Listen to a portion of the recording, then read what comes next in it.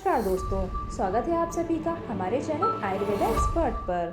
दोस्तों, देवउठनी एकादशी पर्व आ रहा है। इसमें भगवान विष्णु के रूप शालिग्राम जी का विवाह तुलसी माता से कराया जाता है। आज हम जानेंगे तुलसी विवाह पूजा की संपूर्ण विधि, तुलसी विवाह का महत्व और क्यों विष्णु जी पत्थर बन तुलसी के हो गए सदा सर्वदा के लिए। देवउठनी एकादशी पर भगवान विष्णु अपनी योग निद्रा से जागते हैं और अपना कार्यभार फिर से संभाल लेते हैं। यह पर्व कार्तिक शुक्ल पक्ष की एकादशी को आता है, जिसके बाद से शादी, बच्चों के मुंडन जैसे शुभ कार्य फिर से प्रारंभ हो जाते हैं। साथ ही इस दिन तुलसी जी का विवाह शालिग्राम भगवान से कराने की परंपरा भी है। शालिग्राम जी को भगवान विष्णु का ही रूप माना जाता है।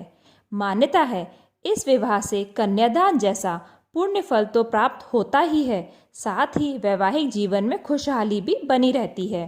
तो दोस्तों, आज मैं आपको तुलसी विवाह की संपूर्ण विधि बताऊंगी, जो आप सब आसानी से घर पर कर सकते हैं। इसके लिए तुलसी जी का पौधा एक पाटिये पर आंगन, छत या पूजा घर के बिल्कुल बीच में रखें। तुलसी के गमले के ऊपर गन्ने का मंडप सजाएं। तुलसी विवाह के दौरान तुलसी पौधे के साथ शालिग्राम जी या विष्णु जी के किसी रूप को उनके साथ स्थापित किया जाता है। तुलसी के पौधे और विष्णु जी की मूर्ति को पीले वस्त्रों से सजाया जाता है। इसके बाद तुलसी के गमले को गेरू से सजाया जाता है। गमले के आसपास शादी का मंडप बनाया जाता है।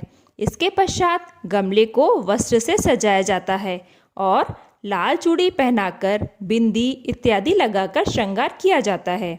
इसके साथ टीका करने के लिए नारियल को दक्षिणा के रूप में तुलसी के आगे रखा जाता है। तुलसी और शालिग्राम जी पर दूध से भीगी हुई हल्दी लगाएं। गन्ने के मंडप पर भी हल्दी का लेप करें और उसकी पूजन करें। अगर हिंदू धर्म में विवाह के समय बोला जाने वाला मंगलाष्टक आपको आता है तो वह भी अवश्य करें। देव प्रबोधनी एकादशी से कुछ वस्तुएं प्रारंभ की जाती हैं, अतः आप भाजी, मूली, बेर, आंवला जैसी सामग्री बाजार में पूजन में चढ़ाने के लिए मिलती है, वह लेकर आएं। कपूर से आरती करें, इसके बाद प्रसाद चढ़ाएं। भगवान शालिग्राम की मूर्ति का सिंहासन हाथ में लेकर तुलसी जी के चारों ओर 7 बार परिक्रमा की जाती है। विवाह इसके साथ ही संपन्न हो जाता है। विवाह करवाते समय ओम तुलसी नमः का जाप करते रहें। पूजा समाप्ति पर भगवान विष्णु जी से जागने का आवाहन करें। इसके लिए एक दिया लें और दिए के ऊपर या तो बांस की टोकरी रखें या फिर आप चलनी भी रख सकते हैं और उस पर अपने हाथ की थाप दें। थाप देते हुए बोलें, भोर भाजी आंवरा, देव उठो सांवरा।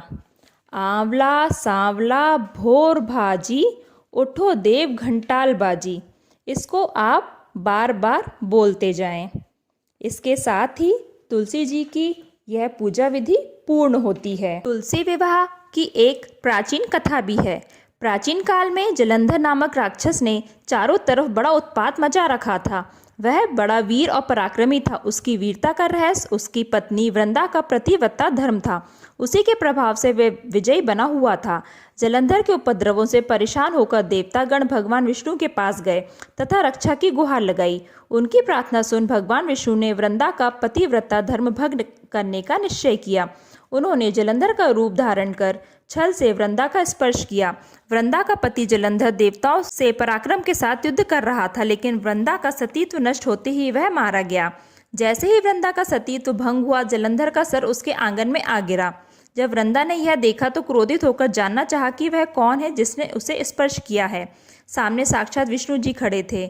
उन्होंने भगवान विष्णु को शाप दे दिया और कहा, जिस प्रकार तुमने छल से मुझे पति वियोग दिया है, उसी प्रकार तुम्हारी पत्नी का भी छल पूर्वक हरण होगा और स्त्री वियोग सहने के लिए तुम भी मृत्यु लोक में जन्म लोगे। यह कहकर वृंदा अपने पति के साथ सती हो गई। वृंदा के श्राप से ही प्रभु श्री राम ने अयोध्या में जन्म लिया और उन्हें सीता वियोग सहना पड़ा। जिस जगह वृंदा सती हुई वहां तुलसी का पौधा उत्पन्न हुआ। एक अन्य कथा में आरंभ इसी प्रकार से है, लेकिन इस कथा में वृंदा ने विष्णु जी को यह शाप दिया कि तुमने मेरा सतीत्व भंग किया है, अतः तुम पत्थर के बनोगे। यह पत्थर शालिग्राम कहलाया।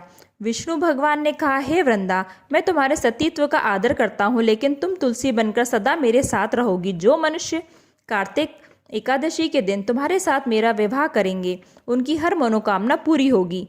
बिना तुलसी के शालिग्राम या विष्णु जी की पूजा अधूरी मानी जाएगी। शालिग्राम और तुलसी का विवाह भगवान विष्णु और महालक्ष्मी का ही प्रतीकात्मक विवाह माना जाता है।